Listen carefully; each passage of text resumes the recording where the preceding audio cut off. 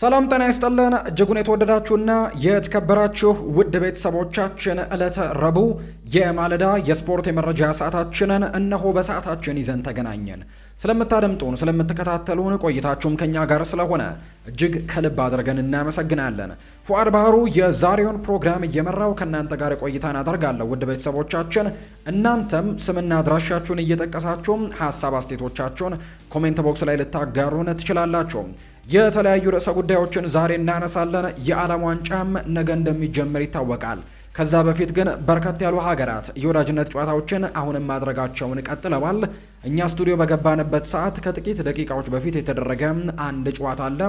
አርጀንቲና ከአይስላንድ ጋር መርሃ ግብሯን አድርጋለች። ከዛ ውጭ ግን ዛሬ ምሽትም የሚጠበቁ ተጠባቂ እንግዲህ የወዳጅነት ጨዋታዎች ይደረጋሉ። ለምሳሌ ምሽት 4:45 ሲል የሚደረግ መርሃ ግብር አለ። ፖርቱጋል ከናይጄሪያ ጋር ጨዋታዋን ታደርጋለች። ከዛ ውጭ ግን የቶማስ ቱሄል እንግሊዝ ብሔራዊ ቡድን ከኮስታሪካ ጋር የምታደርገው ጨዋታ ልክ ምሽት 5 ሰዓት ሲል ዛሬ የሚደረጉ የወዳጅነት ጨዋታዎች ናቸው። ነገ የዓለም ዋንጫው ይጀምራል። ለዛ እንግዲህ ዝግጅት እንዲሆናቸው ነው ጨዋታዎችን እያደረጉ የሚገኙት። ከዛ ውጭ ግን የዝውውር ጉዳዮችን ሰፋ አድርገን ወደ እናንተ እናደርሳለን። እንደተለመደው ማንቸስተር ዩናይትድ፣ አርሰናል፣ ቼልሲ፣ ሊቨርፑል፣ ማንቸስተር ሲቲ፣ ሪያል ማድሪድ፣ ባርሴሎናን ጨምረን የተለያዩ የአውሮፓ ታላላቅ ክለቦችን የተመለከቱ የዝውውር ጉዳዮችን ሰፋ አድርገን ወደ እናንተ የምናደርስ ነው የሚሆነው። እስከ ፕሮግራማችን ፍጻሜ እንደተለመደው ከኛ ጋር ቆይታን እንድታደርጉ በአክብሮት እንጋብዛለን። ሀሳብ አስተያየት እንቀበላለን። ኮሜንት ቦክስ ላይ ጻፉልን። ታዲያ ሁላችሁም ይህንን ቪዲዮ ላይክ እያደረጋችሁ እኛን እያበረታታችሁ እንድትጀምሩት በአክብሮት ነው ጋብዘው ከመሸጋገሪያ በኋላ እንገናኛለን። አብራችሁኝ ቆዩ።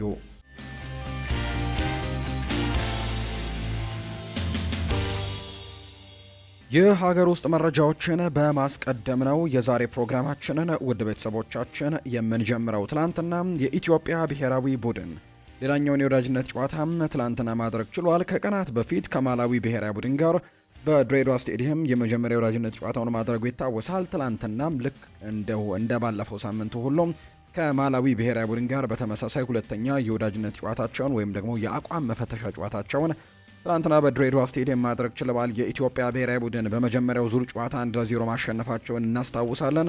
ትላንትና የተደረገውን ጨዋታ ግን ዋሊያዎቹም በአቻ ውጤት ነው ያጠናቀቁት። የኢትዮጵያ ብሔራዊ ቡድን ከማላዊ ጋር ያደረገውን ሁለተኛ የአቋም መፈተሻ ጨዋታውን 1-1 በሆናቸው ውጤት ትላንት አጠናቋል። በድሬዳዋ ስቴዲየም በተደረገው በዚህ መርሃ ግብር ለኢትዮጵያ ብሔራዊ ቡድን እንግዲህ እየተመሩ ነበር የኢትዮጵያ ብሔራዊ ቡድን። ከዛ በኋላ ግን የአቻነቷን ግብ ለሀገራችን ቢኒያም በላይ ነው ማስቆጠር የቻለው። ከቀናት በፊት 1-0 ማሸነፋችን የሚታወስ ነው። የኢትዮጵያ ብሔራዊ ቡድን የ2027 አፍሪካ ዋንጫ ማጣሪያ ውድድሩን መስከረም ላይ እንደሚጀምር ይታወቃል። ለዛ የሚረዳው ዘንድ ደግሞ በሚኖሩ ኢንተርናሽናል ብሬኮች ላይ የወዳጅነት ጨዋታዎችን እያደረገ እንዳለ ነው የሚታወቀው። ወደ ውጭ ሀገር ስፖርታዊ መረጃዎቻችን በቀጥታ እናምራ። ክለቦችን የተመለከቱ ስፖርታዊ ጉዳዮችን ወደ እናንተ እናደርስ። ማይክል ካሪክ ማንቸስተር ዩናይትድ ልክ እንደ ፓሪስ ሰን ዠርሜን አይነት የመሃል ሜዳ ሶስትዮሽ ጥምረት እንዲኖረው ይፈልጋል እየተባለ ይገኛል። እንግዲህ ማንቸስተር ዩናይትድ በሚቀጥለው የውድድር ዓመት ጠንካራ ቡድን ሆኖ በፕሪሚየር ሊጉም በቻምፒየንስ ሊግና በሌሎችም ውድድሮች ላይ ጠንካራ ሆኖ እንዲቀጥል ማይክል ካሪክ የአማካይ ስፍራው መስተካከል አለበት ብሎ በትልቁ ያምናል። ስለዚህም ልክ እንደ ፓሪስ ሰን ዠርሜን አይነት በጣም ጥሩ ኬሚስትሪ ያላቸውን 3 የመሃል አማካዮችን እንደሚፈልግ የሚያሳዩ መረጃዎች ናቸው በትልቁ እየወጡ የሚገኙት። ስለዚህም ማይክል ካሪክ በዚህ በሚመጣው የክረምት የተጫዋቾች የዝውውር መስኮት ያንን ቦታ በትልቁ ማደስ ለማንቸስተር ዩናይትድ ወሳኝ እንደሆነ ለበላይ አመራሮቹ እንደተናገረ ነው የመረጃ ምንጩ ይፋ ያደረገው። ካሪክ የዩናይትድ የመሃል ሜዳ መልሶ ግንባታ በሚደረግበት በዚህ ሰዓት የፓሪስ ሰን ዠርሜኖቹን አይነት የቪታኒያን የፋቢያን ሩይዝ እና የዣኦ ኔቬስን አይነት የሜዳ ላይ ጥምረትን እንደ ምሳሌ አድርጎ እንደሚመለከትና እንደዚህ አይነት ባህሪ ያላቸውን ሶስትዮሽ ጥምረትን በሜዳው ላይ እንደሚፈልግ ነው ሳሙኤል ሎሃረስት የመረጃ ምንጩ ይፋ እያደረገ የሚገኘው። ሌላኛው ማንቸስተር ዩናይትድ በክረምት ተጫዋቾች የዝውውር መስኮት ትኩረት ያደርግበታል ተብሎ የሚታሰበው በግራ መስመር ላይ ያሉትን አማራጮች እንደሆነ ይፋ ተደርጓል። ዩናይትድ በዚህ ቦታ ላይ አማራጮችን እያጠና እንደሆነ የመረጃ ምንጩ እየገለጸ ነው። በተለይ የፓትሪክ ዶርጉ የመጫወቻ ቦታ አከራካሪ መሆኑን ተከትሎ አዲስ የግራ ክንፍ አጥቂ ሊያስፈርም የሚችልበት እድሉ እንዳለ እየተነገረ ነው። ምንም እንኳን ፓትሪክ ዶርጉ ለግራው የተከላካይ ክፍል ተብሎ የመጣ ተጫዋች ቢሆንም ነገር ግን የተሻሉ ቁጥሮችን ማስመዝገብ ችሏል ወደ ማጥቃቱ ጠጋ ብሎ ሲጫወት። ነገር ግን አሁንም ቢሆን ግን በማንቸስተር ውስጥ የሚገኙ ሰዎች ለሁለት ተከፍለዋል። ፓትሪክ ዶርጉ መጫወት ያለበት በግራው የመከላከል ክፍል ነው። ከዛ ውጭ ደግሞ ወደ ማጥቃቱ ደግሞ ጠጋ ብሎ መጫወት አለበት የሚሉ ሁለት ጎራዎች እንደተፈጠሩ የሚያሳዩ ነገሮችን እየተመለከትን እንገኛለንና በቀጣይ እንግዲህ የትኛው ነገር የትኛው ያመዝናል የሚለውን ጉዳይ ገምግመው ወደ መከላከሉ ማመዘን የሚኖርበት ከሆነ የግራውን ክንፍ ለማጠናከር ሙከራዎችን ያደርጋሉ ተብሎ እንደሚታሰብ ነው ዘ አትሌቲክ የተባለው የመረጃ ምንጭ ይፋ ያደረገው። የእንግሊዙ ክለብ ቦርንመስ በዚህ የክረምት ተጫዋቾች የዝውውር መስኮት የአማካይ ስፍራ ተጫዋቻቸው አሌክስ ስኮት አይን እንደበዛበት የሚታወቅ ጉዳይ ነው። ምክንያቱም ማንቸስተር ዩናይትድን ጨምሮ ሌሎችም ክለቦችና ሊቨርፑልም ጭምር አሌክስ ስኮት ላይ ትልቅ ፍላጎት እንዳላቸው ይነገራል። ነገር ግን ቦርንመዝ በጭራሽ ይህንን አማካያቸውን የመሸጥ ምንም አይነት ፍላጎት እንደሌላቸው ነው ይፋ የተደረገው። ከዛ ውጭ አዲስ ኮንትራትም እንዳቀረቡለት ነው የተነገረው። ምንም እንኳን ተጫዋቹ አዲስ ፈተናን የመጋፈጥ ፍላጎት ቢኖረውም ክለቡ ግን በዚህ ወቅት እርሱን የመሸኘት ምንም አይነት እቅድ እንደሌለው ነው የመረጃ ምንጮም ይፋ እያደረገ የሚገኘው። ቦርንመዝ ምናልባት ተጫዋቹን ለመሸጥ የሚወስን ከሆነ ከዝውውሩ እስከ 80 ሚሊዮን ፓውንድ የሚጠጋ ሂሳብ እንደሚፈልግ ጭምር የሚያሳዩ መረጃዎችም እንዲሁ ያሉ። ማንቸስተር ዩናይትድን ጨምሮ ሌሎች ታላላቅ የአውሮፓ ክለቦች አይናቸውን በዚህ ኮከብ ላይ አድርገዋል። ስለዚህም ቦርንመዞች ተጫዋቹን ማቆየት ይችላሉ ወይ በትልቁ የምንመለከተው ነው። በሚቀጥለው የውድድር ዓመት ግን የአውሮፓ ተሳትፎችን አግኝተዋል። የዩሮፓ ሊግ ተሳታፊ እንደሆነ ይታወቃል። ቦርንመዝ እና ኮከብ የሚባሉ ተጫዋቾችን ማቆየት ላይ ትልቅ ትኩረት ሊያደርግ እንደሚችል የሚያሳዩ ነገሮች ያሉ። ነገር ግን አሌክስ ስኮት በበርካታ ትልልቅ ክለቦች መፈለጉ ለቦርንመዝ በጣም ከባድ ሊያደርግባቸው እንደሚችል ነው ቶክ ስፖርት የተባለ የመረጃ ምንጭ ይፋ ያደረገው። ማይከል ሪቻርድስ አንድ ነገርን ይናገራል። በተለይ የፕሪሚየር ሊግ የመጨረሻዎቹ ሳምንታት ላይ ብሩኖ ሚጌል ፈርናንዴዝ የአሲስት ሪከርዱን ለመስበር እንግዲህ በሚንቀሳቀስበት ጊዜ ላይ አንድ የቀድሞ የማንቸስተር ዩናይትድ ተጫዋች ብሩኖ ላይ በትልቁ ትችቶችን ሲሰነዝር እንደነበር እናስታውሳለን። ሮይ ኪን ነበር ሀሳቡን የሰነዘረው። በተለይ ብሩኖ ሚጌል ፈርናንዴዝ ከኖቲንግሃም ፎረስት ጋር በነበረው ጨዋታ ላይ ባሳየው ፐርፎርማንስና ባሳየው የተለያዩ ሪያክሽኖችን ምክንያት በማድረግ ነበር ሮይ ኪን ሀሳቡን የሰጠው። በዛ ጨዋታ ላይ ብሩኖ ሜዳ ላይ የገባው የራሱን ሪከርድ ለማሻሻል እንጂ ማንቸስተር ዩናይትድ ጨዋታውን ድል አድርጎ እንዲወጣ አልነበረም የሚል አይነት ሀሳብን ሰንዝሮበት ነበር። እንደዚህ አይነት አስተሳሰቦች ደግሞ ማንቸስተር ዩናይትድን በጭራሽ ሊያሻሽሉት አይችሉም የሚል አይነት ሀሳብን ሰጥቶ እንደነበር የምናስታውሰው ጉዳይ ነው። በተለይ በዛ ጨዋታ ላይ እንደ ትልቅ ምክንያትነት ያነሳው በአንድ አጋጣሚ ብሩኖ ሚጌል ፈርናንዴዝ ለብሪያን ኤምቤሞ በጣም ጥሩ የሚባል ኳስን ከሰጠው በኋላ ብሪያን ኤምቤሞ ኳሱን ወደ ውጪ የመታበት መንገድ ከተመለከተ በኋላ ብሩኖ የፌስ ሳቅን የሳቀው ወይም ደግሞ እንግዲህ አሲስት ሪከርዱን ባለማሻሻሉ የተናደደበት አይነት ሳቅን ነው የሳቀው። ከዛ በኋላ በእርግጥ ሪከርዱን ያሻሻለበትን አጋጣሚ እናስታውሳለን። ነገር ግን በዛ ጨዋታ ላይ ያ ነገር ባለመፈጠሩ ደስተኛ አልነበረም የሚል አይነት ሀሳብን ነበር ሮይኪን ሲሰጥ የነበረውና ማይካል ሪቻርድስ ግን ሮይኪንን ተቃውሞታል። ከሮይኪን ጋር በስራ በቆየንባቸው ጊዜያት አንድ ነገር ተረድቻለሁ። የእሱ መመዘኛዎች በጣም ከፍተኛ ናቸው።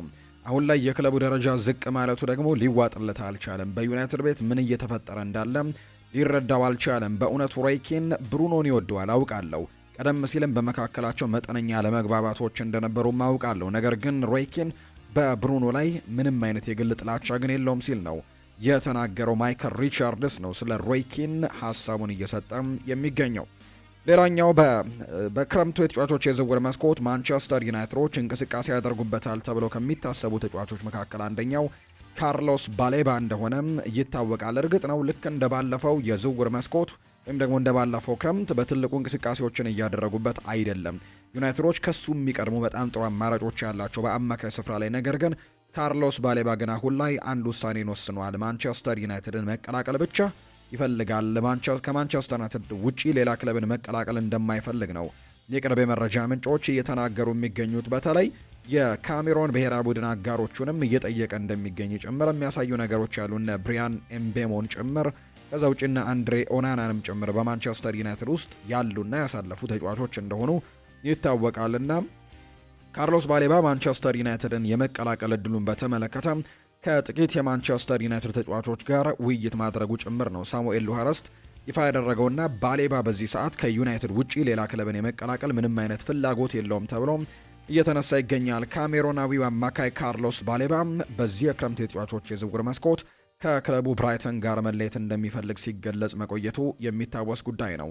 ማንቸስተር ዩናይትድ በተጫዋቹ ላይ ከዓመት በላይም ፍላጎት በማሳደር የአማካዩን ሁኔታ በቅርበት ሲከታተል መቆየቱን በርካቶቻችን የምናውቀው ነው። ሆኖም ግን ማንቸስተር ዩናይትድ እስካሁን ድረስ ተጫዋቹን ለማስፈረም ምንም አይነት ይፋዊ የዝውውር ጥያቄዎችን እንዳላቀረቡ ነው የሚታወቀው። ዩናይትድ በተጨማሪም ሌሎች የሊግ ክለቦች በተጫዋቹ ላይ ፍላጎት እንዳላቸው ቢጠቆምም የአማካዩ ብቸኛ ፍላጎት ግን ማንቸስተር ዩናይትድን መቀላቀል እንደሆነ ያውቃሉ ወይም ይረዳሉ ተብሏል። የ22 ዓመቱ አማካይ ይህንን ውሳኔም ለአሜክስ ባለስልጣናት ወይም ለብራይተን ባለስልጣናትም በይፋ መናገሩን የተነገረው የላንክሻየሩ ክለብ በቀጣይ ተጫዋቹን ማስፈረም በሚችልባቸው ሁኔታዎች ዙሪያ ከብራይተን ሰዎች ጋር ወሳኝ ውይይቶችን እንደሚያደርግ ይጠበቃል ሲል ነው ዴይሊ ሜል የተባለው የመረጃ ምንጭ ይፋ ያደረገው። ስለዚህ ማንቸስተር ዩናይትዶች ምናልባት ሊመለከቷቸው ከሚችሏቸው የአማካይ ስፍራ ተጫዋቾች መካከል አንደኛው ሊሆን እንደሚችል ከካርሎስ ባሌባ ጋር በተያያዘ የሚያሳዩ መረጃዎች እየወጡ ነው። አርሰናልን የተመለከቱ መረጃዎችን ደግሞ እንንገራቸው። ሪያል ማድሪድ ስለ ሪካርዶ ካላፊዮሪ አርሰናልን መረጃ ጠይቋል። ነገር ግን በአሁኑ ጊዜ ከስልክ ጥሪ ያለፈ ግን ምንም አይነት ነገር እንደሌለ ነው በአርሰናል በኩል የመረጃ ምንጮቹ ይፋ እያደረጉ የሚገኙት። አርሰናሎች ይህንን ተጫዋች በዚህ ሰዓት የመሸጥ ምንም አይነት ፍላጎት እንደሌላቸው ቢነገርም ነገር ግን ሪያል ማድሪድ ጠንከር ያሉ ጥያቄዎችን ለአርሰናል እየላከ እንደሚገኝ የሚያሳዩ ነገሮች አሉ። ነገር ግን እንደ ዲማርሲዮ ዘገባ ከሆነ ግን አርሰናል አሁን የደረሰው ትልቁ ጥያቄ ከስልክ ጥሪ የዘለለ እንዳልሆነ የተነገረው። ሪያል ማድሪድ ድርድር ለመጀመር እድሉ መኖሩን ወይም ደግሞ አርሰናል ለሽያጭ ፍቃደኛ መሆኑን ለመረዳትም እየሞከሩ እንዳለ ጭምር ተናግሯል። ነገር ግን አሰልጣኝ ጆዜ ሞሪኒዮ የዚህ ተጫዋች አድናቂ እንደሆነ ይነገራል። በተለይ በግራ እግሩ መጫወት የሚችል ሴንተር ባክ፣ ከዛ ውጭ ደግሞ በተፈለገበት ሰዓት ደግሞ በግራው የመከላከል ክፍል ላይ ደግሞ ወይም በግራ ፉል ባክነትም ማገልገል የሚችል ተጫዋችን ለማስፈረም ገበያውን እያሰሱ ነው። ከሚመለከቷቸው ተጫዋቾችም በርከት ያሉ ተጫዋቾች ያሉ፣ ነገር ግን ትልቁ አማራጫቸው ሪካርዶ ካላፊዮሪ እንደሆነ እየተገለጸ ይገኛልና አርሰናል በዚህ ተጫዋች ላይ ምን አይነት ውሳኔዎችን ይወስናል የሚለው ጉዳይ በቀጣይ የሚታይ ጉዳይ ቢሆንም ነገር ግን ሪያል ማድሪድ ጠንከር ያለ ፍላጎት እንዳለው የሚያሳዩ መረጃዎች ናቸው የወጡት። በዚህ የውድድር ዓመት አርሰናል በትልቁ ስኬታማ የሚባል የውድድር ዓመትን ማሳለፉ የሚታወቅ ነው። ምንም እንኳን በመጨረሻው ጨዋታ የአውሮፓ ቻምፒየንስ ሊግ ሻምፒዮን መሆን ባይችሉም ነገር ግን የአውሮፓ ቻምፒየንስ ሊግ ፋይናሊስት ነበሩ። የተወዳጁ የእንግሊዝ ፕሪምየር ሊግን ከ22 ዓመታት በኋላ ስኬታማ ሆነው አጠናቀዋል። በዶሜስቲክ ሊጎች ላይም ከዛ ውጭ በካራባው ካፕ የፍጻሜ ተፋላሚ እንደነበሩ ጭምር የምናስታውሰው ነው። በኤፍኤ ካፕም ረጅም ርቀቶች መጓዛቸው ይታወሳል። በጣም ስኬታማ የሚባል የውድድር ዓመትን አሳልፈው እንደነበር ይታወሳል። በዚህ የውድድር ዓመት በጣም ስኬታማ እንዲሆኑ ካደረጋቸው ትልቁ ምክንያት ደግሞ የመከላከል ጥንካሬያቸው እንደነበር ለማንም የሚነገር አይደለም። በዚህ መጠናከር ወይም ደግሞ በዚህ የመከላከል ስራቸው ላይ ደግሞ በጣም በትልቁ ለመጠናከራቸው አንድ ሰው ከጀርባ በትልቁ ይነሳል። ይህ ሰው የአርጀንቲናዊው ጋብሪኤል ሄንዜ ነው። ይህንም በርካቶች በቀደሙ የማንቸስተር ዩናይትድ ተጫዋችነቱ ታስታውሱታላቸው። አሁን በአርሰናል የአሰልጣኞች ስታፍ ውስጥ በጣም ትልቅ ስራን እየሰሩ ከሚገኙ ሰዎች መካከል የሚጠቀስ ነው። እንግዲህ አሰልጣኝ ሚኬል አርቴታ ዋናው አሰልጣኝ ቢሆንም ነገር ግን በተለያዩ ዘርፎች ላይ ደግሞ የምናውቃቸው የአርሰናል አሰልጣኞች ያሉ፣ ለምሳሌ ያክል የማዕዘን ምቶችን ወይም የቆሙ ኳሶችን በትልቁ በመጠቀም ረገድ እንግዲህ የሚነሳ ስም እንዳለ ከዚህ በፊት የምናውቀው ጉዳይ ነው። ኒኮላ ጆቪየር ከዛ ስኬታቸው ጀርባ ያለው ሰው እንደሆነ ይነገራል። ከዛ ውጭ ግን በጋብሪኤል ማጋሌሽ እና በዊሊያም ሳሊባ መካከል ከዛ ውጭ በሌሎችም የተከላካይ ስፍራዎች መካከል ጥሩ ኬሚስትሪ እንዲኖር በጣም ጠንካራ እንዲሆኑ በመከላከል ስፍራው ላይ በትልቁ እያገዘ የሚገኘው ደግሞ ጋብሪኤል ሄንዜ እንደሆነ ይታወቃልና በአርሰናል በቅርቡ አዲስ የኮንትራት ጥያቄ ሊቀርብለት ይችላል የሚሉ መረጃዎች በትልቁ እየወጡ ነው። የአርሰናል ሰዎች በዚህ አሰልጣኝ በጣም ደስተኛ ሆነዋል። ስለዚህም በሚቀጥለው የውድድር ዓመታቶችም በአርሰናል ቤት ቆይቶ ጠንካራውን የመከላከል ክፍል አሁንም በአርሰናል ቤት እንዲቀጥል ትልቁን አስተዋጽኦ ያበረከተውን ሰው ኮንትራቱን ሊያራዝሙለት ፍላጎት እንዳላቸው የሚያሳዩ መረጃዎችን እየተመለከትን ነውና ለጋብሪኤል ሄንዜ በቅርቡ ኮንትራት ይራዘምለታል ተብሎ ይታመናል። አርሰናሎች ሞርጋን ሮጀርስን ከአስተን ቪላ ለማስፈረም በሚደረገው ስምምነት ላይ በጣም ሰፊ የሆኑ ስራዎችን እየሰሩ ይገኛሉ። አንድ ስቴፕም እንደቀረቡ የሚያሳዩ ነገሮች አሉ። እርግጥ ነው ቸልሲን ጨምሮ ሌሎችም በርከት ያሉ ፈላጊዎችና ማንቸስተር ሲቲም ፈላጊዎቹ እንደሆነ ቢነገርም ነገር ግን አርሰናል የተሻለ እንቅስቃሴ ላይ እንደሚገኝ የሚያሳዩ መረጃዎችን ነው በትልቁ እየተመለከተን የምንገኘው። አንድሪያ ቤርታ ሞርጋን ሮጀርስ የዚህ ክረምት የግል ፕሮጀክቱ አድርጎታል። እናም ስምምነቱን ለማሳካትም በጣም ከፍተኛ ስራዎችን እየሰራ እንደሚገኝ ጭምር ነው የመረጃ ምንጮቹ እየጠቆሙ የሚገኙት። አንድሪያ ቤርታ በትልቁ ይህንን ተጫዋች ለማስፈረም ትልቅ እንቅስቃሴዎችን በገበያው ላይ እያደረገ እንደሚገኝ ነው ፉትቦል ትራንስፈር የተባለ የመረጃ ምንጭ ይፋ ያደረገው። የአርሰናል የወሩ ምርጥ ተጫዋች ይፋ ተደርጓል። የፕሪሚየር ሊጉ አሸናፊ የሰሜን ለንደኑ ክለብ አርሰናል የአመቱ የመጨረሻ ወርን ምርጥ ተጫዋች ይፋ አድርጓል። በዚህ መሰረትም ግብ ጠባቂው ዳቪድ ራያ የወሩ ምርጥ ተጫዋች በመባል በአብላጫ ድምፅ ተመርጧል። ስፔናዊው ግብ ጠባቂ ዳቪድ ራያ ለሁለተኛ ጊዜም የአርሰናል የወሩ ምርጥ ተጫዋች ሽልማትን ማሸነፉን ነው የተመለከት ነው። ማንቸስተር ሲቲን ደግሞ የተመለከቱ መረጃዎችን እናንሳ። ማንቸስተር ሲቲ ከበርካታ ተጫዋቾች ጋር ሊለያይ ይችላል ተብሏል። ማንቸስተር ሲቲ በዚህ ክረምት ከበርካታ ተጫዋቾቹ ጋር ሊለያይ የሚችልበት እድል በጣም ሰፊ እንደሆነ ነው አሁን ላይ እየተገለጸ የሚገኘው። ምክንያቱም በዚህ ክረምት ማንቸስተር ሲቲን ይለቃሉ ተብለው ሊስት የተደረጉ ተጫዋቾች በጣም በርከት ያሉ ናቸው። በተለይ ታማኝ የሚባለው ዘ አትሌቲክ ነው ይህንን መረጃ ይፋ ያደረገውና ይለቃሉ ተብለው በእርግጠኝነት የተገለጹ ተጫዋቾች እነ ሪኮ ሉዊስ፣ ኒኮ ጎንዛሌስ፣ ቲያኒ ራይንደርስ፣ ኦማር ማርሙሽ፣ ማቴዮ ኮቫቺች፣ ጄምስ ትራፈርድ፣ ናታናኬ እነዚህ ይለቃሉ ተብለው የሚጠበቁ ተጫዋቾች እንደሆኑ ይፋ ተደርጓል። ሪኮ ሉዊስ የመሰለፍ ደቂቃዎችን ማግኘት ባለመቻሉ ምክንያት ወደ ሌሎች ክለቦች የማምራት ፍላጎት አለው። ኒኮ ጎንዛሌዝም በቦታው ላይ እነ ሮድሪ መኖራቸው፣ ከዛ ውጭ ደግሞ በዚህ ክረምት የተጫዋቾች የዝውውር መስኮትም ሌሎች ዝውውሮች በዛ ቦታ ላይ ይደረጋሉ ተብሎ በመታሰባቸው ምክንያት እሱ የሚለቅበት እድሉ በጣም ሰፊ ነው። ቲያኒ ራይንደርስ ሆላንዳዊው አማካይ በማንቸስተር ሲቲ ቤት የተስማማው አይመስልም። እርግጥ ነው የመጀመሪያ ውድድር ዘመኑ ነው። አዲስ ሊግን ለመላመድ ነው ጥረት ያደረገው። ከዛ ውጪ በፔፕ ጓርዲዮላ ስርም በመጀመሪያዎቹ ሳምንታት ላይ ጥሩ የመሰለፍ እድሎችን አግኝቶ ነበር። ነገር ግን ወደ ማጠናቀቂያው ላይ የጨዋታ ደቂቃዎችን አለማግኘቱ ቲያኒ ራይንደርስን ስለመልቀቅ እንዲያስብ እንዳደረገው ይነገራል። ኦማር ማርሙሽን በ9 ቁጥር አጥቂነት ነው የሚመለከቱት ማንቸስተር ሲቲዎች። በዛ ቦታ ላይ ደግሞ ኤርሊንግ ሃላንድ በመኖሩ ማርሙሽ የአይንትራክ ፍራንክፈርቱን ብቃቱን በድጋሚ ማሳየት አልቻለምና እሱም ወደ እንግሊዝ ክለቦች በተለይ ወደ አስተን ቪላ ሊያመራ የሚችልበት እድሉ እንዳለ እየተነገረ ነው። ሌላኛው ጄምስ ትራፎርድ ነው። የጃንሉጂ ዶናሩማ በዚህ ቡድን ውስጥ መኖር ጄምስ ትራፎርድ የሚፈልገውን የቋሚነት ግብ ጠባቂነትን ቦታ በሲቲ ቤት ማግኘት አልቻለም። በተለይ በወሳኝ በሚባሉ ጨዋታዎች ላይ እርግጥ ነው በካራባው ካፕና በኤፍኤ ካፕ ዋንጫን ሲያሳኩ ትልቅ ጉዞዎችን ማድረግ ችሏል። ነገር ግን በፕሪሚየር ሊግና በቻምፒየንስ ሊግ የመሰለፍ እድሎችን አለማግኘቱ አበሳጭቶታል። ወደ ሌሎች ክለቦች ሄዶም በቋሚነት የመሰለፍ እድልን ይሞክራል ተብሎ እንደሚታሰብ ነው የሚነገረው።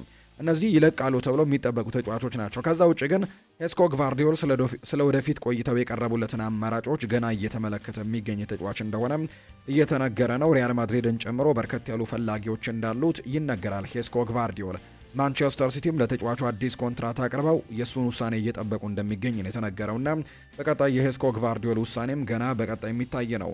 በሌላ በኩል ባየር ሚኒክ፣ ባርሴሎናና ሪያል ማድሪድ ለግቫርዲዮል ለማስፈረም ፍላጎት እንዳላቸው በተደጋጋሚ ሲገለጽ ነበር። ሌላኛው ሩበን ዲያስ ነው። እሱም ሊለቅ የሚችልበት እድሉ እንዳለው ይነገራል። ስሙ ከሪያል ማድሪድ ጋር እየተያዘ እንደሚገኝ ይታወቃል። ሩበን ዲያስ እርግጥ ነው የመጀመሪያ ምርጫቸው አይደለም በሪያል ማድሪድ ቤት፣ ነገር ግን ሪያል ማድሪዶች ለማስፈረም እንቅስቃሴ ያደርጉባቸዋል ተብሎ ከሚታሰቡ ተጫዋቾች መካከል ግን ሩበን ዲያስም እንደሚገኝበት ነው የመረጃ ምንጮች ይፋ ያደረጉት። ፍሎሬንቲኖ ፔሬዝ ምርጫውን ማሸነፋቸውን ተከትሎ በሩበን ዲያስ ላይ ወደፊት ንግግሮች ሊኖሩ እንደሚችሉ ዘ አትሌቲክ የተባለ የመረጃ ምንጭ ይፋ አድርጓል። ሌላኛው ሮድሪ ነው። ሮድሪ በክለብ የመቆየት እድሉ አሁን ሰፋ ያለ ይመስላል። ምክንያቱም ሪያል ማድሪድ በዚህ ሰዓት እሱን የማስፈረም እንቅስቃሴ ላይ በትልቁ እየተሳተፉ አይገኙም። እርግጥ ነው ሪያል ማድሪዶችን ተጫዋች እንደሚፈልጉት በተደጋጋሚ ሲነገር ነበር። እሱም ቢሆን ወደ ስፔኑ ዋና ከተማ ክለብም የማምራት ትልቅ ፍላጎቶች ነበሩት። ነገር ግን አሁን የመሳካት እድሉ በጣም ጠባብ ነው። በተለይ ምርጫውን ፍሎሬንቲኖ ፔሬዝ ማሸነፋቸውን ተከትሎ የሮድሪ ወደ ማንቸስተር ሲቲ ወደ ሪያል ማድሪድ የማምራት እድሉ በጣም ጠበብ ያለበት ጊዜ እንደሆነ የሚያሳዩና የሚጠቁሙ መረጃዎች ይፋ ተደርገዋል።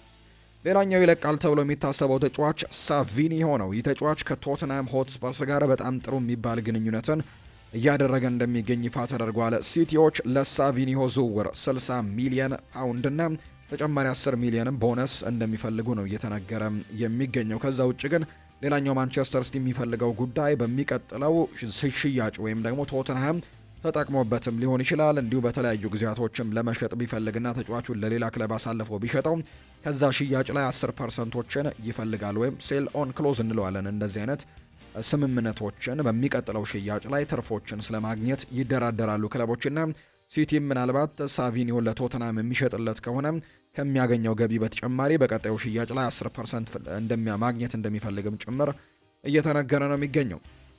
ዳቪድ ኦርነስቲን ይፋ እንዳደረገው ከሆነ ኖቲንግሃም ፎረስቶች ለኤሊየት አንደርሰን የክለቡ ታሪካዊ ክፍያ የዝውውር ክፍያን ለማግኘትም እያተኮረ ነው። ክለቡ የጠየቀው ዋጋን ለመቀነስ ምንም አይነት ፍላጎት የለውም። ይህም ኖቲንግሃም ፎረስት ወደ 120 ሚሊዮን ፓውንድ አካባቢ ለዚህ ተጫዋች እንደሚፈልጉ ነው የተነገረው። ምንም አይነት የመቀነስ አዝማሚያ እንደሌላቸው ጭምር ነው እየተነገረ የሚገኘውና ሲቲ አሊያም ማንቸስተር ዩናይትድ ይህንን ተጫዋች ስለማስፈረም የሚያስቡ ከሆነ በዚህ ሰዓት ማሰብ ያለባቸው ስለ 120 ሚሊዮን ፓውንድ ስለማውጣት እንደሆነ የሚያሳዩ መረጃዎች ይፋ ተደርገዋል። ከዛ ውጭ ግን የመሸጥ ምንም አይነት እቅድ እንደሌላቸው የሚያሳዩ ዘገባዎችን ነው በሲቲ በኩል ያሉ የመረጃ ምንጮችም ይፋ እያደረጉ የሚገኙት። ዳቪድ ኦርነስቲንም ይህንን መረጃ በስፋት ያጋራው እንደሆነ ነው ዘገባዎቹ ያሳዩት።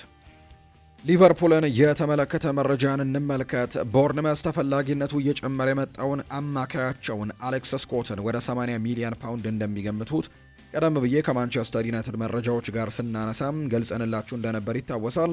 አሁን ላይ ትልቁ ነገር አንዶኒ ኢራኦላ ይህንን ተጫዋች የቀድሞ ተጫዋቹ ነው ወይም በቦርንመዝ ቤት ያሰለጠነው ተጫዋች ነውና ወደ ሊቨርፑል ይዘውት መምጣት እንደሚፈልግ ይታመናል። በተለይ ሊቨርፑሎች በዚህ የክረምት ተጫዋቾች የዝውውር መስኮት ምናልባት አሌክሲ ማካሊስተርን ሊያጡ የሚችሉበት እድሉ እንዳለ እየተነገረ ነው። ለአሌክሲ ማካሊስተር በጣም ጥሩ የሚባል ገንዘብ ከቀረበላቸው ሪያል ማድሪዶች በተለይ ይህንን ተጫዋች እንደሚፈልጉት ይታወቃልና ሊቨርፑሎች ለሽያጭ ሊያቀርቡት እንደሚችሉ የሚታመን መረጃ ሆኗል። ስለዚህም አሁን ላይ ቦርንመዞች ይህንን ተጫዋች ከፍተኛ ኮንትራትን ቢያቀርቡለትም ነገር ግን የተለያዩ ክለቦች ግን ለማስፈረም ጥረቶችን እያደረጉባቸው እንደሚገኝ ነው የተገለጸው።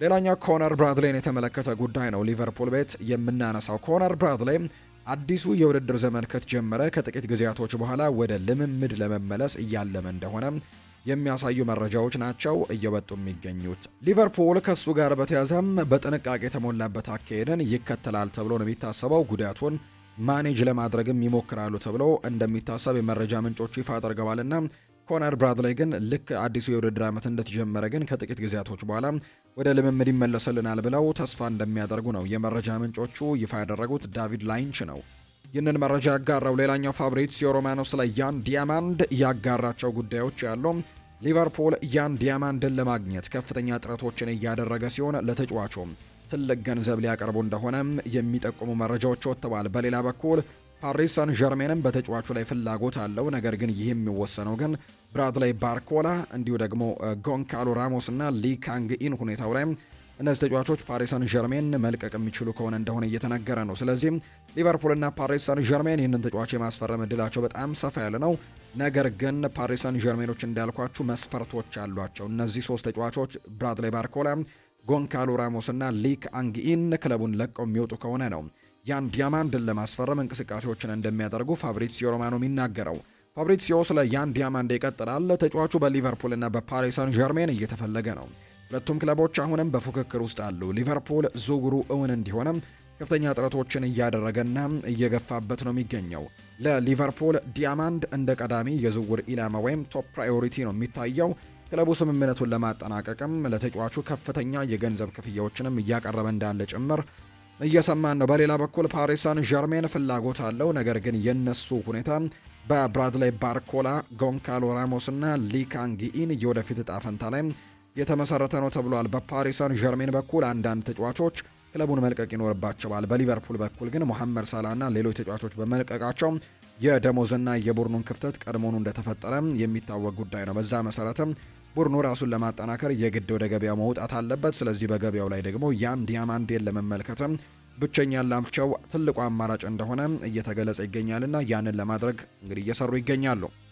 ሌላኛው በሊቨርፑል ቤት ከቅድሚያ ከሚሰጣቸው ጉዳዮች አንደኛው የቀኝ ተከላካይ ቦታ እንደሆነ የሚጠቁሙ መረጃዎችን እየተመለከትን እንገኛለን። ውድ ቤተሰቦቻችን በሊቨርፑል ቤት አሁን ላይ ወሳኝ ይሆናል ተብሎ ይታሰባል። በቀኝ በኩል ያለው ተከላካይ ክፍል ኃላፊነት በጆ ጎሜዝ፣ በዶሚኒክ ሰቦስላይ እና በከርቲስ ጆንስ መካከል የተከፋፈለ ነበር ዘንድሮ።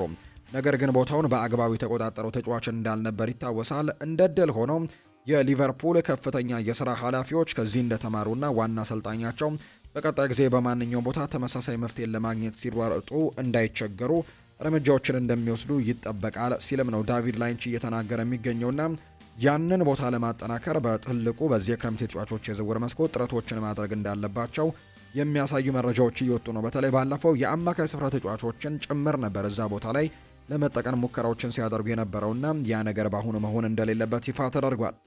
ሊቨርፑል ከፍተኛ ጥረት ቢያደርግም የኸርታ በርሊኑ እንቁ ተጫዋች የሆነው ኬናት አይሆር ወደ ሊቨርፑል አያመራም የሚል መረጃን ፍሎሪያን ፕሌተንበርግ ይፋ አድርጓል። ኬኔት አይሆር በጀርመን ለመቆየት ነው የሚፈልገው። ሌቨርኩዘን ትላንትና ማታ እንደተገለጸው በቋሚ ዝውውር ለማስፈረም እየገፋ ነው። ሊያፕዚሽም ተስፋ አልቆረጠም ተብሏል። የ16 ዓመት ወጣት ምንም እንኳን የሊቨርፑል ጥያቄ በገንዘብም ሆነ በክለቡ ስም ዝና ላይ ሲታይ የተሻለ ቢሆንም ወደ እንግሊዝ ላለመሄድ ግን ወስነዋል። የሊቨርፑል ጥያቄ የኬኔት አይሆረን ከሚፈልጉ የጀርመን ክለቦች በሙሉ የላቀ ነበር። ነገር ግን ተጫዋቹ በጀርመን መቆየትን ምርጫውን በማድረጉ ምክንያት ኬኔት አይሆር አሁን ላይ ወደ ሊቨርፑል የመምጣት እድል እንደሌለው የሚያሳዩ መረጃዎች ናቸው ይፋ እየተደረጉ የሚገኙት። ምናልባት ተጫዋቹ በትልቁ ከጎለበተ በኋላ ግን ሊያስፈርሙ የሚችሉበት እድል እንዳላቸው ነው የተገለጸው። በአርነ ስሎት ስር በነበረው የጨዋታ ደቂቃ ዙሪያ ሪዮ ኤንጎሞዋ ቅር እንደተሰኘም ይነገራል ብሏል ሳሚ ሞክቤል ሲናገር። በዚህ ምክንያት በርካታ የአውሮፓ ክለቦች ተጫዋቹን በዚህ ክረምት ከአንፊልድ የማስፈረም እድል እንዳለ ይሰማቸው ነበር። ከነዚህ ክለቦች አንደኛው ባየር ሚኒክ ነው። ሊቨርፑል በበኩሉ ተጫዋቹ በዚህ ክረምት ለመሸጥ ምንም አይነት ፍላጎት እንደሌለው በአቋሙ ጸንቶ አሳይቷቸዋል ብሏል ሳሚ ሞክቤል መረጃውን ሲያጋራ። ነገር ግን በአርነ ስሎት ስር የተሰጠው ደቂቃ በጣም ትንሽ እንደሆነ ይሰማዋል ሪዮ ኤንጎሞዋህና በዚያ ምክንያትም ደስተኛ እንዳልሆነ ሲነገር እንደነበር ነው የተገለጸው። አሁን ላይ ግን በቀጣዩ አሰልጣኝ ስርም ምናልባት የተሻሉ ደቂቃዎችን አገኛለሁ ብሎ ተስፋ እንደሚያደርግ የሚያሳዩ መረጃዎች ደግሞ ይፋም እየተደረጉ ነው። ሪያል ማድሪድን እንመልከት። ሪያል ማድሪድ ለሁሊያን አልቫሬዝ ጥያቄም አቅርበዋል። ሪያል ማድሪዶች አዲሱ ጋላክቲኮ ለማድረግ ጥያቄ ያቀረቡለት ተጫዋች ሁሊያን አልቫሬዝ እንደሆነ ትላንትና በይፋ ተረጋግጧል። ባለፉት የምርጫ ሰሞኖች ላይ ፍሎሬንቲኖ ፔሬስ 150 ሚሊዮን ዩሮዎችን በማውጣት አንድ ተጫዋች ላይ ትልቅ ኢንቨስትመንቶችን እናደርጋለን፣ ቀጣዩ ጋላክቲኮም የምናደርገው እሱን ነው የሚሉ አይነት ሀሳቦችን ሲሰነዝሩ እንደነበር እናስታውሳለን በምርጫ ቅስቀሳ ወቅትና በዛ ጊዜ በርካቶች የተለያዩ ተጫዋቾችን ግምት ውስጥ አስገብተው ነበር። በተለይ መጀመሪያ አካባቢ ስማቸው ሲነሱ የነበረው ሁለት ፖርቱጋላዊያን ተጫዋቾች ነበሩ፣ ዣኦ ኔቬስ እና ከዛ ውጪ ቪቴኒሃ እንደነበሩ የምናስታውሰው ጉዳይ ነው። ነገር ግን ነገሮች ወዲያው ትዊስት አደረጉና የባየር ሚኒኩ ማይክል ኦሊሴ ነው የሚባል መረጃ ደግሞ በትልቁ ሲወጣ ነበር። ትላንትና ፕሬዚደንት ፍሎሬንቲኖ ፔሬስ ይፋ እስኪያደርጉ ድረስ በርካቶች ግምቶቻቸው የነበረው የማይክል ኦሊሴ ጉዳይ ነው። ለባየር ሚኒክ 150 ሚሊዮን ዩሮ ያቀርባሉ፣ ተጫዋቹን ለማስፈረምም ጥረት ያደርጋሉ የሚሉ አይነት ሀሳቦች በሚወጡበት ሰዓት ነው ፍሎሬንቲኖ ፔሬስ ተጫዋቹ ሁሊያን አልቫሬዝ እንደሆነ ይፋ ያደረጉት። ሪያል ማድሪድ ሁሊያን አልቫሬዝን ለማስፈረምም ለአትሌቲኮ ማድሪድ 150 ሚሊዮን ዩሮ ማቅረባቸውን ይፋ አድርገዋል። አዲሱ ጋላክቲኮም ለማድረግ ጥያቄ ያቀረቡለት አርጀንቲናዊ አጥቂ እንደሆነ ይፋ ተደርጓል። ፕሬዚዳንት ፍሎሬንቲኖ ፔሬስ በቅርቡ ትልቅ ተጫዋችን ለማስፈረም ጥያቄ ለማቅረብ ማቀዳቸውን ገልጸው ነበር። አትሌቲኮ ማድሪድ በበኩሉም የሪያል ማድሪድን ጥያቄም ውድቅ አድርጎታል። ከዛ ውጪ ተሳልቀዋል። ከባርሴሎና በላይ አሁን ሳቅን ሲሉም ተናግረዋል። ከዚህ በፊት ባርሴሎና ይህንን ተጫዋች ጥያቄ አቅርቦለት እንደነበር ይታወሳል። እስከ 100 ሚሊዮን ዩሮ የሚደርስ ጥያቄ አቅርቦ እንደነበር ይታወሳል። ያን የአትሌቲኮ ማድሪዶች አፌዘው እንደነበር ይታወሳል። የላሚን ያማልና የፔድሪን ፎቶ ተጠቅመው ጭምር የአትሌቲኮ ማድሪድን ማሊያ አልብሰው ጭምር የተለያዩ ነገሮችን በሶሻል ሚዲያ አካውንቶቻቸው ፖስት ሲያደርጉ ተመልክተን ነበር። ትናንትና ደግሞ ሪያል ማድሪድ ይህንን ጥያቄ ማቅረቡን ተከትሎ ከባርሴሎና በላይ የሪያል ማድሪድ ጥያቄ አስቆናል የሚል አይነት ሀሳብን ነው አትሌቲኮ ማድሪዶች የተናገሩት። ወዲያው ነው ጥያቄውንም ውድቅ ያደረጉት። ባርሴሎና ከቀናት በፊት ለሁሊያን አልቫሬስ 100 ሚሊዮን ዩሮ አቅርበው ውድቅ እንደተደረገበት የሚታወስ ነው። አትሌቲኮ ማድሪድ ለሁሊያን አልቫሬስ 500 ሚሊዮን ዩሮ መጠየቁን ነው የስፔን መገናኛ ብዙሃን የዘገቡት። ውል ማፍረሻውን 500 ሚሊዮን ዩሮ ካልተከፈለ በጭራሽ አንለቀውም ሲሉም ነው የተናገሩት። ፕሬዚደንት ፍሎሬንቲኖ ፔሬዝ ቃል ገብቶ የነበረው የጋላክቲኮ ፊርማ ሁሊያን አልቫሬዝ መሆኑ ተረጋግጧል። ነገር ግን ከዚህ መረጃ ጋር ግን በተያያዘ አንድ ትልቅ ነገር እንዳለ በርካቶች ያምናሉ። በተለይ ፍሎሬንቲኖ ፔሬዝ የሄዱበት እርምጃ የተለያዩ ነገሮችን ለማድረግ የሞከሩበት መንገድ በርካቶች ይሄ ተጫዋቹን ለማስፈረም ብቻ የተደረገ ነገር አይመስልም የሚል አይነት ሀሳብ አላቸው። ለምሳሌ ያክል አንደኛ የምርጫ ቅስቀሳ ወቅት ላይ የተናገሩት ንግግር ነው፣ ወይም ተጫዋቹን ይፋ ላደረጉትም በምርጫው ቅስቀሳ ወቅት 150 ሚሊዮን ዩሮ የሚያወጣም ተጫዋችን ለማስፈረም ማክሰኞ ጥያቄ እናቀርባለን የሚል ከምርጫ ውጤቱ በኋላ ይፋ የሚደረግ ተጫዋች እንደሆነ ሲናገሩ ነበርና ያም ለምርጫው ትልቁን እገዛ አድርገዋላቸዋል ብለው ይታመናል። እርግጥ ነው ፍሎሬንቲኖ ፔሬዝ የማሸነፍ እድላቸው በጣም ሰፊ እንደሆነ ቢታመንም፣ ነገር ግን ይሄ ነገር ደግሞ የተወሰኑ አስተዋጽኦችን እንዳበረከተላቸው ይነገራል። ከዛ ውጭ ግን ባርሴሎና ይህንን ተጫዋች እንዳያስፈርምም አሁን ዋጋውን በጣም ከፍ አድርገው እንደሰቀሉትም ይሰማቸዋል። ምክንያቱም ባርሴሎና ይህንን ተጫዋች በትልቁ ይፈልገዋል። ተጫዋቹም ቢሆን ባርሴሎናን የመቀላቀል ትልቅ ፍላጎት እንዳለው በተደጋጋሚ ሲነገር እንደነበር እናስታውሳለን። እና ሪያል ማድሪዶች ምናልባት እንግዲህ ባርሴሎናን ራሱን እንዳያጠናክርም የተወሰኑ እንቅፋቶችን መፍጠርም እንግዲህ ተቀናቃኞችም ከመሆን አንጻር ያንን መንገድም ለመከተል ሙከራዎችን ሊያደርጉ የሚችሉበት እድል እንዳለ ይታመናል። ምክንያቱም ባርሴሎናዎች ይህንን ተጫዋች ለማስፈረም 100 ሚሊዮን ዩሮዎችን አቅርቦ ነበር። ከዛ ውጭ ደግሞ የኒውካስል ዩናይትዱን አንቶኒ ጎርደንንም ለማስፈረም በጣም ከፍተኛ ገንዘቦችን ማውጣታቸውን ተከትሎ ከዚህ በኋላ ሪያል ማድሪድ የሁሊያን አልቫሬዝን ዋጋ ከፍ አድርጎ የሚሰቅለው ከሆነ አትሌቲኮ ማድሪዶች ምናልባት በዛ ዋጋ ነው ሊስማሙ የሚችሉት እንጂ አሁን ለምሳሌ ሪያል ማድሪድ 150 ሚሊዮን ዩሮ አቅርቦላቸው የባርሴሎናን 100 ሚሊዮን ዩሮ የመቀበል እድላቸው በጣም ጠባብ ነው ሊሆን የሚችለው። ስለዚህ ባርሴሎናዎች የግድ ወደዛ ገንዘብ መጠጋት ይኖርባቸዋል ወይም ያንን ገንዘብ ማቅረብ ይኖርባቸዋል የግላቸው ለማድረግና ሪያል ማድሪድ የተከተለው ስልታዊ መንገድን ነው የሚሉ ዘገባዎች አሉ። ተጫዋቹን ለማስፈረም ጥረቶችን እያደረጉ እንዳለ ሁሉ ነገር ግን ምናልባት ከባርሴሎና ጋር የመገናኘት እድሉንም እያጠበቡባቸው እንደሚገኝ ጭምር የመረጃ ምንጮቹ ይፋ እያደረጉት ይገኛሉ። አትሌቲኮ ማድሪድ የሪያል ማድሪድ የዝውውር ጥያቄ ግን ዝም ብሎ ለገጽታ ግንባታና ሚዲያ ማሟሟቂያ ብቻ የተደረገ ነው ብለው ነው የሚያምኑት አትሌቲኮ ማድሪዶች። ይህ የዝውውር ጥያቄ ጨርሶ ቁም ነገር ያዘለ ወይም እውነተኛ ነው ብለው እንደማያምኑ ነው ኦንዳ ሴሮ የተባለው የመረጃ ምንጭ ይፋ እያደረገ የሚገኘው። በኋላ ላይ ከባርሴሎና ጋር ጉዳዮችን ስናነሳም ከዚህ ጉዳይ ጋር አያይዘን የባርሴሎና ሰዎች ምን አይነት አስተያየትን ሰጡ የሚሉ አይነት ነገሮችን እናነሳለን። ባለፈው ሳምንት ይፋ እንደተደረገው ሪካርዶ ካላፊዮሪ የዳቪድ አላባ ምትክ ሊሆን የሚችል እጩ ተደርጎ በሪያል ማድሪድ የአጭር ዝርዝር ውስጥም እንደተካተተ የሚታወቅ ጉዳይ ነው። ዝውውሩን ስለማጠናቀቅ ያለውን እድል ለመፈተሽም በሪያል ማድሪድና በሪካርዶ ካላፊዮሪ ወኪል መካከል አሌሳንድሮ ሉቼ መካከልም ስብሰባ እንደተካሄደ የተነገረው። ተጫዋቹም በጆዜ ሞሪኖ ከፍተኛ አድናቆት የተቸረው ሲሆን ሪያል ማድሪድም በቅርቡ ከአርሰናል ጋር ለመነጋገር ተዘጋጅቷል የሚል መረጃን ኒኮላ ሺሪፍ አድርጓል። ሪያል ማድሪድ የተከላካይ መስመሩን ኢላማ ሪካርዶ ካላፊዮሪ እንደሆነ ስካይ ስፖርት በትልቁ ይናገራል። ክለቡ ተጫዋቹ ወደ ማድሪድ ለማምጣትም ያለውን ፍላጎት ለማወቅም ከወኪሎቹ ጋር የተገናኘ ሲሆን አርሰናል ተጫዋቹን ለመሸጥ ፍቃደኛ መሆኑንና የሚፈልገውን ዋጋ ለማወቅም ከለንደኑ ክለብ ጋርም ግንኙነቶችን ያደርጋሉ ተብሎ እንደሚታሰብ ነው የተገለጸውና እንግዲህ ሪያል ማድሪዶች በትልቁ የሚፈልጉት የተከላካይ ስፍራ ተጫዋች እንደሆነ ይፋ እየተደረገ ነው። ጣሊያናዊው ሪካርዶ ካላፊዮሪ። ብራዚል የኤንድሪክን ከብሔራዊ ቡድኑ ጋር ጎል የማስቆጠር ብቃትን ታደንቃለች። የኤንድሪክ በብራዚል ብሔራዊ ቡድን ውስጥ ግቦችን ማስቆጠር በሪያል ማድሪድ ዘንድም ሳይስተዋል አልቀረም።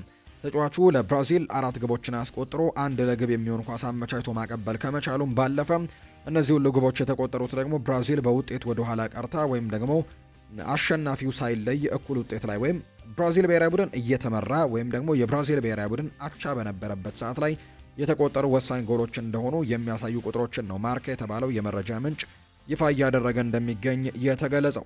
ሪፖርቶች እንደሚያመለክቱት ከሆነ ሪያል ማድሪድ በሮድሪጎ ላይ ብቻም ጥገኛ ላለመሆን በዚህ የውድድር ዓመት አዲስ የቀኝ ክንፍ አጥቂ ወደ ስብስቡ ለመጨመር እየፈለገ ነው። ክለቡ ለውጥ ለማድረግ ሲል ከቀኝ ክንፍ ተጫዋቾች ጋር ስሙ እየተያዘ እንደሚገኝ የሚያሳዩ መረጃዎች ያሉ። በተለይ አሰልጣኝ ጆዜ ሞሪኖ በዚህ ክለብ ውስጥ ምናልባት በትልቁ ላይጠቀሙባቸው ይችላሉ ተብሎ ከሚታሰቡ ተጫዋቾች መካከል አንደኛው ሮድሪጎ ጉዋይሽ እንደሆነ የሚያሳዩ መረጃዎች አሉና ምናልባት ይህንን ተጫዋች የማይጠቀሙበት ከሆነ ሌሎች ተጫዋቾችን በዛ ቦታ ላይ ማምጣት ይጠበቅባቸዋል። ምክንያቱም አሁን ላይ ፍራንኮ ማስታንቱኖም ጭምር በውሰት እንዲወጣ ፍላጎቱ አላቸው ጆዜ ሞሪኖ። በዚህ ምክንያት በዛ ቦታ ላይ ተጫዋቾች ለማምጣት እንቅስቃሴዎችን እንደሚያደርጉ ነው ዘ አትሌቲክ የተባለው የመረጃ ምንጭ ይፋ ያደረገው። በቅርብ ጊዜ በርካታ አማካዮች ከሪያል ማድሪድ ጋር ስማቸው እየተያዘ ቢሆንም ለጆዜ ሞሪኖ ቀዳሚውና የመጀመሪያው ምርጫ ግን ማቴዎስ ፈርናንዴስ ነው። ሞሪኖ ማቴዎስ ፈርናንዴስን በጥራትም ሆነ ለቡድኑ ሲልም ራሱን አሳልፎ በመስጠት በኩል ሁለቱንም ብቃቶች ያሟልቶ የያዘ ተጫዋች አድርገው ይመለከቱታል። ይህ ደግሞ ለጆዜ ሞሪኖ በጣም አስፈላጊው ነገር እንደሆነ ነው ሆሴ ፍሊክስ ዲያስ መረጃውን ያጋራው። ዌስትሃም ዩናይትድ የገጠማቸው ቀውስ ደግሞ ማቴዎስ ፈርናንዴስን ለመሸጥ እንዲገደዱ ያደርጋቸዋል። የቡድኑ አማካይ ክፍልን ማጠናከር የሚፈልገው ጆዜ ሞሪኒዮ በተለይም በማቴዎስ ፈርናንዴስ ከፍተኛ ፍላጎት እንዳለው የሚታወቅ ነው። በአደባባይም ሚስጥር አይደለም። ዌስትሃም ዩናይትዶች ወደ ሻምፒዮንሺፕ በመውረዳቸው ምክንያት የክለቡ ፕሬዝዳንት በመሰናበታቸውና ክለቡ አጠቃላይ ቀውስ ውስጥ በመግባቱ ምክንያት ብዙ የዌስትሃም ተጫዋቾች ክለቡን ለቀው መውጣት ነው የሚፈልጉት።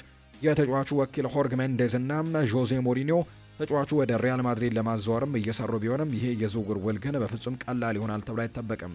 ሆኖም ግን ማቴዎስ ፈርናንዴዝ ዝውውሩ የማይሳካ ከሆነ ተመሳሳይ ብቃት ያለው የስፖርቲንግ ሊዝበኑን ዴንማርካዊ አማካይ ሞርተን ዌልማንድንም ሊመለከቱ ይችላሉ ተብሏል ሪያል ማድሪዶች። ስለዚህም በአማካይ ስፍራ ላይ ራሳቸውን ለማደስም ትልቅ እንቅስቃሴዎችን ሪያል ማድሪድ እያደረጉ ነው።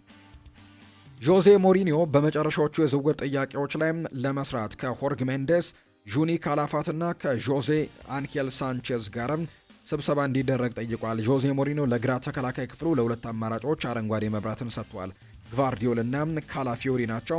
በአሁኑ ሰዓት የሪያል ማድሪድ ዝውውሮች በራሱ የሚመራው ሞሪኒዮ ሲሆን በተግባር ደግሞ ሙሉ ስልጣን ያለው ካፕቴን ተደርጎም እንደሚቆጠር ጭምር ወይም ደግሞ የመርከቧ ካፕቴን የሁሉ ነገር ዘዋሪ ተደርጎ የሚቆጠረው ዦዜ ሞሪኒዮ እንደሆነ ይፋ እየተደረገ እንደሚገኝ ነው የመረጃ ምንጩ ይፋ ያደረገው። የቼልሲን ጉዳዮች እናንሳ። ከዣኦ ፔድሮ በቀር ካሉት አጥቂዎች መካከል አንደኛው እንደሚሸጥ በቼልሲ ቤት በትልቁ እየተነሳ የሚገኝ ጉዳይ ነው። ስለዚህም ምርጫው ከሊያም ዴላፕ እና ከኒኮላስ ጃክሰን ወይም ከሁለቱ ተጫዋቾች አንደኛው ክለቡን ይለቃል ተብሎ ይታሰባል። ኒኮላ ጃክሰን በፕሪሲዝን ጨዋታዎች ላይ ብቃቱ ይታያል ተብሎ የሚጠበቅ ሲሆን በሻቪ አሎንዞ ስብስብ ውስጥም የመካተት እድል እንዳለው እየተነገረ ነው። እንዲሁም ደግሞ ኢማኑኤል ኤሜጌም ለ26 ወይም 27 ለ2026-27 የውድድር ዘመን እቅድ ውስጥ የመካተቱ ነገር እስካሁን ዋስትና እንዳልተሰጠው ነው የሚነገረው። ተቀያሪው ግብ ጠባቂ ፊሊፕ ዮርጋንሰን ተጨማሪ የጨዋታ ጊዜያቶችን ለማግኘት ክለቡን መልቀቅ የሚፈልግ ሲሆን ቼልሲዎችም ደግሞ ለሱ የሚመጥን ተመጣጣኝ ዋጋ ከቀረበ ለመልቀቅ ዝግጁ ናቸው የሚል መረጃን የዘ አትሌቲኩ ዘጋቢ ሳይመን ጆንሰን መረጃውን ያጋራል። ሪያል ማድሪድ ከኤንዞ ፈርናንዴዝ ጋር አሁንም ንግግር ማድረጋቸውን እየቀጠሉ ነው የሚገኙት። በተለይ ደግሞ አሁን ላይ ፓሪስ ሰን ዠርሜን በዚህ ክረምት የቪታኒያንና የዣኦ ኔቬስን ከክለቡ መልቀቅ ውድቅ ማድረጉን ተከትሎ ዦዜ ሞሪኒዮ የቼልሲውን አማካይ ለማስፈረም ቁልፍ ፈላጊ እንደሆኑ ይታመናል። ቼልሲ ለፈርናንዴዝ ከ110 ሚሊዮን ፓውንድ እስከ 118 ሚሊዮን ፓውንድ አካባቢ ዋጋ እንደቆረጠበት ነው የሚነገረው። ይህ ደግሞ ሪያል ማድሪድ የጠየቀው ዋጋ ለመክፈል ወይም ደግሞ በገበያው ላይ ሌሎች ተመጣጣኝ የሆኑ አማራጮችን ለማየት እንዲወስን ያደርገዋል ተብሎ ይታሰባል። ነገር ግን ለተለያዩ ተጫዋቾች በተለይ እንግዲህ ለሁሊያን አልቫሬዝ ከፍተኛ ገንዘቦችን አውጥተው የሚያስፈርሙት ከሆነ ግን ሌላ ተጫዋችን በከፍተኛ ገንዘብ የማስፈረም እድላቸው በጣም ጠባብ ሊሆን እንደሚችል የሚያሳዩ መረጃዎች አሉ። ስፔናዊው ጋዜጠኛ ሆዜ አልቫሬዝ እንደገለጸው ከሆነ ኤንዞ ፈርናንዴዝ ከሪያል ማድሪድ ጋር የሚደረገው የዝውውር ሂደትም ንግግሮች ላይ ይገኛል። ነገር ግን ትልቅ የሚባል ነገር ግን እንደሌለ ነው የኤል ቼሬንጊቶ ቲቪ ጋዜጠኛ የሆነው ጋዜጠኛ ዦዜ አልቫሬዝ የሚናገረው። የትኛውም ክለብ ግን ቼልሲዎችን ከጠየቁ 120 ሚሊዮን ፓውንድ አካባቢ መክፈል ይኖርባቸዋል ተብሏል። ኤንዞ ማሬስካን ግን በክለቡ ለማቆየት ግን ፍላጎቱ እንዳላቸው ይነገራል። በተለይም ጋዜጠኛው እንደሚናገረው ከሆነ ቻቪ አሎንዞ ለቀጣይ ሲዝን ኤንዞ እንዲቆይና የቡድኑ አካል እንዲሆን በትልቁ ፍላጎት አለው ተብሏል። በአንጻሩ በኩኮሬያ ዝውውር ግን ቼልሲ ከተጫዋቹ ከ50 ሚሊዮን ፓውንድ በላይ ካገኘ ሊሸጠው እንደሚችል እየተነገረ ነው። በተጨማሪም ማርክ ኩኮሬያ ከፕሪሚየር ሊግ ክለቦች ውጭ ላሉ ክለቦች ነው እንግዲህ ሊሸጥ እንደሚችል እየተነገረ የሚገኘው። በተለይ ለስፔን ክለቦች የሚሸጥበት እድል በጣም ሰፋ ያለ እንደሆነ የሚያሳዩ መረጃዎች ይፋ ተደርገዋል። ቼልሲ እንግዲህ አሁን ላይ ይህንን ተጫዋች ሸጧል ተብሎ ይታሰባል። ሌላኛው ከቼልሲ ጋር የሚነሳው የዝውውር ጉዳይ የዱሻን ቭላሆቪች ጉዳይ እንደሆነ እየተነገረ ነው። ዱሻን ቭላሆቪችን ለማስፈረም ቼልሲ ፍላጎት እንዳላቸው የሚነገር ጉዳይ ነው። ስለዚህ ይህንን ተጫዋች ለማስፈረም ጥረቶችን ያደርጋሉ ተብሎ ይታሰባል። በተለይ በነፃ ለማስፈረም ፉክክሩን እየመራ ነው ሲል ነው ስፖርት ዊትነስ የተባለው የመረጃ ምንጭም ይፋ እያደረገ የሚገኘው። የባርሴሎናን ጉዳዮች ደግሞ ወደ እናንተ እናድርስ ውድ ቤተሰቦቻችን። ላሚን ያማል በአዲስ ቦታ ልንመለከት የምንችልበት እድል እንዳለ የሚያሳዩ መረጃዎች ይፋ ተደርገዋል። ባርሴሎናዎች ከፊት መስመር አጥቂያቸው ሮበርት ሌቫንዶስኪ ጋር መለየታቸውን እናስታውሳለን። ይህንን ተከትሎ ባርሴሎና የፊት መስመር አጥቂ ለማስፈረም ወደ ገበያው ወይም ወደ ዝውውር ገበያው ላይ መውጣታቸው የሚታወቅ ነው።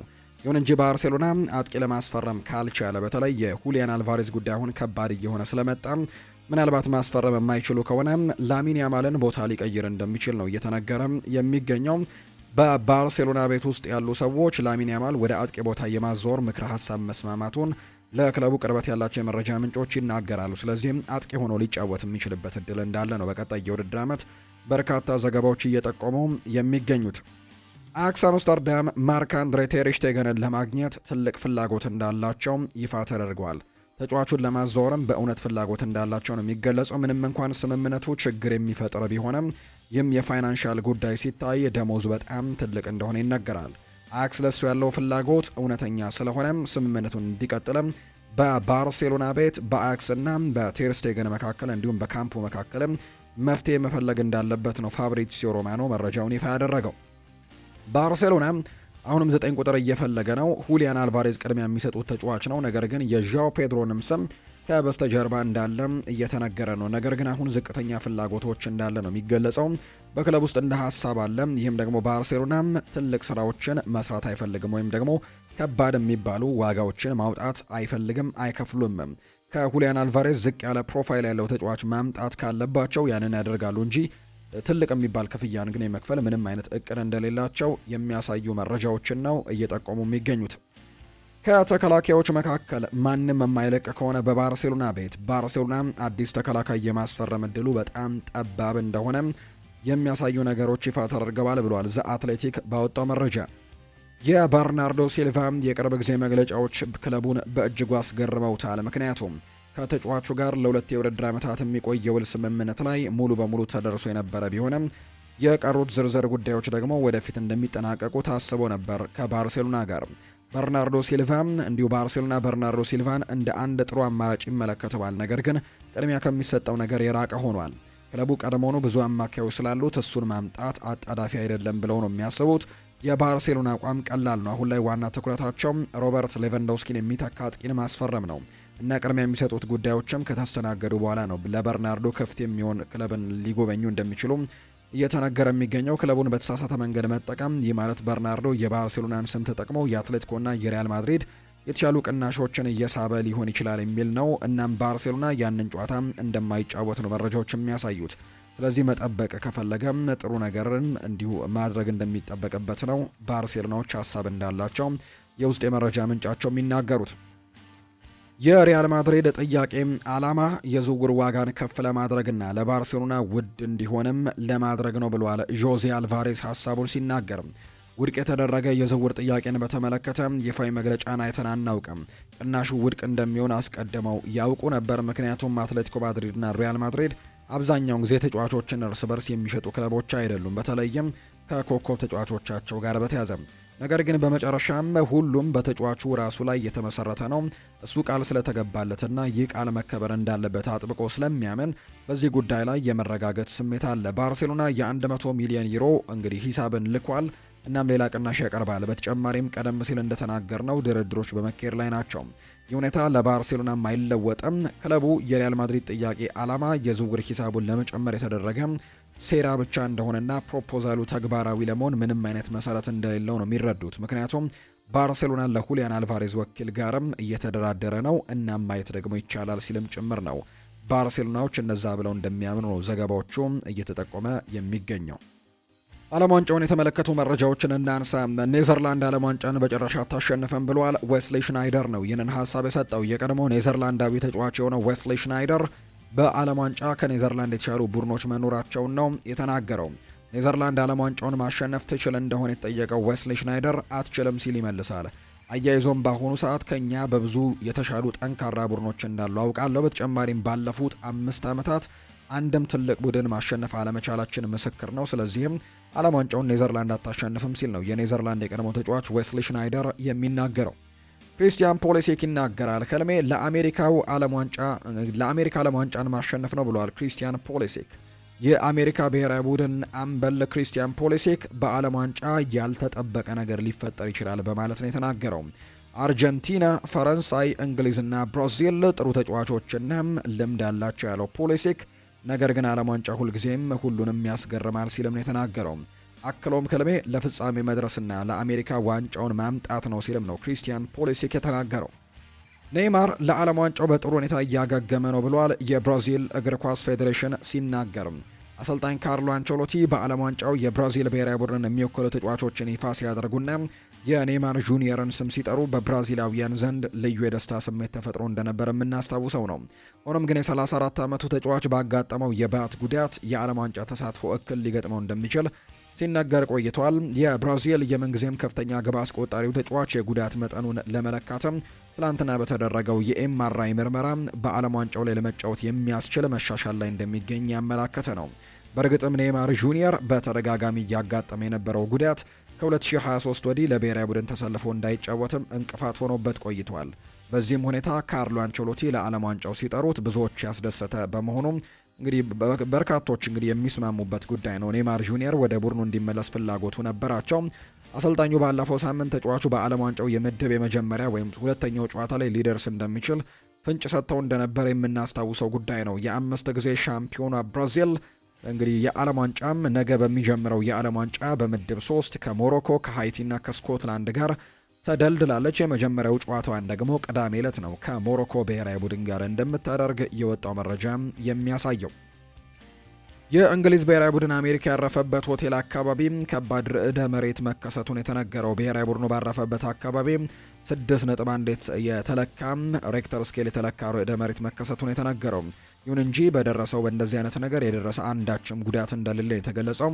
በአካባቢው እንደዚህ አይነት ነገር ሲሰማ ከ1880 በኋላም ለመጀመሪያ ጊዜ መሆኑን የተገለጸው። በእንግሊዝ ብሔራዊ ቡድን ማረፊያ አቅራቢያ ከቀናት በፊትም የተለያዩ ነገሮች መከሰታቸው ይታወሳል። አሁን ደግሞ የተለየ ነገር መከሰቱን የሚያሳዩ መረጃዎችም እየወጡ ነው። የዓለም ዋንጫ መክፈቻ ጨዋታን የሚያስተናግደው የሜክሲኮ አስቴክ ስቴዲየም መንገድ እንግዲህ በተቃዋሚዎች ተዘግቷል። በሺዎች የሚቆጠሩ ሰዎች ወደ ስቴዲየም የሚወስደውን መንገድ ዘግተውታል ነው የተባለው። ስቴዲየሙ ሐሙስ የሜክሲኮና የደቡብ አፍሪካን የዓለም ዋንጫ መክፈቻ ጨዋታን ያስተናግዳል። መንገዱን የዘጉ ተቃዋሚዎችም የደሞዝ ጭማሪና የጡረታ ማሻሻያ ሕግን መሰረዝን እየጠየቁ ነው ተብሏል። የሀገሪቱ መንግስትም እንደዚህ አይነት ነገር የጠየቁትን ማድረግ እንደማይቻል ማሳወቁ ነው እየተገለጸ እንደሚገኝ መረጃውን ያሳየው። ከእንደዚህ አይነት ጉዳዮች ጋር በተያያዘ ግን ኢያን ራይት አንድ ሀሳብን ሰጥተዋል። እየተፈጠረ ያለው ነገር እያሳቀኝ ነው ብሏል ኢያን ራይት ሲናገርም። በተንታኝነት እያገለገለ የሚገኘው የቀድሞ ተጫዋች ኢያን ራይት ከዓለም ዋንጫው በፊት እየተፈጠሩ ያሉት ነገሮችን ተችቷል። እውነት ለመናገር በጣም እየሳኩኝ ነው፣ ነገር ግን ምንም አዝናኝ ነገር የለውም ሲል ነው ኢያን ራይት ስሜቱን ያጋራው። የትኬት ዋጋው ከፍተኛ ነው፣ የጉዞ ወጪም አይቀመስም የሚለው ኢያን ራይት ቪዛዎችም እየተከለከሉ ነው ሲልም ጭምር ይናገራል። አዘጋጅ ሀገር እንደዚህ አይነት ባህሪ ያለው ወይ ሲልም የጠየቀው ኢያን ራይት ኳታር እንዴት እንደተተቸች አይተናል፣ አሁን ምንም ግን እየሰማሁ አይደለም ሲልም ጭምር ነው የተናገረው ኢያን ራይት። ለኢራን ብሔራዊ ቡድን ደጋፊዎች የቀረበው የስቴዲየም መግቢያ ትኬት ደግሞ በድንገት መሰረዙ ተነግሯል። ትኬቱ በምን ምክንያት እንደተሰረዘም በአሁኑ ሰዓት ይፋዊ ምክንያት ደግሞ የለም። የእግር ኳስ ፌዴሬሽኑ ባወጣው መግለጫ ቡድኑ ማግኘት የሚገባውን የትኬት ኮታ መከልከሉን ነው የተቃወመው። ውሳኔው በተሳታፊ ሀገራት መካከል ያለውን የውድድር እኩልነትን መርህ የሚቃረን ሲሉም አውግዘውታል። ፌዴሬሽኑ አክሎም ፊፋ የገለልተኝነትና ፍትሐዊነት መርሆችን የተቋሙን ደንብም ያክብር ሲሉ ነው የጠየቁት። በዚህም ምክንያት የኢራን ብሔራዊ ቡድን ደጋፊዎችም ቡድናቸውን ለማበረታታት በዓለም ዋንጫው ላይ እንደማይገኙ የሚያሳዩ ነገሮችም ይፋ እየተደረጉ ይገኛሉ። በዚህ ምክንያትም በርከት ያሉ የኢራን ደጋፊዎች ጨዋታውን ለመታደም እንዳልቻሉ ነው የመረጃ ምንጮቹ ይፋ ያደረጉት። የተወደዳችሁና የተከበራችሁ ቤተሰቦቻችን ለዛሬ ያዝንላችሁ አዳዲስ ስፖርታዊ ጉዳዮቻችን እነዚህን ነው የሚመስሉት። ስላደመጣችሁን፣ ስለተከታተላችሁን፣ ቆይታችሁን ከኛ ጋርም ስላደረጋችሁ እጅጉን ከልብ አድርገን እናመሰግናለን። ፉአድ ባህሩ የዛሬውን ፕሮግራም እየመራው ከእናንተ ጋር ቆይታን አድርግ ያለው የተለያዩ ርዕሰ ጉዳዮችን ያካፈልንበት የዛሬ ፕሮግራማችንም ይህንን ይመስል ነበር። ቆይታችሁን ከኛ ጋር ያደረጋችሁ ከኛ ጋርም ስለነበራችሁ ከልብ አድርጌ ያመሰገንኩኝ። በቀጣይ ፕሮግራሞቻችን ሌሎች ስፖርታዊ ጉዳዮችን፣ ሌሎች አዳዲስ መረጃዎችን አካተን በድጋሚ ተመልሰን የምንገናኝ ይሆናል። ስላደመጣችሁኝ፣ ስለተከታተላችሁኝ፣ ቆይታችሁም ከኛ ጋር ስለነበር ከልብ አድርጌ ያመሰገንኩኝ። መልካም ጊዜ እንዲሆንላችሁ ነው በአክብሮትም የምመኘው።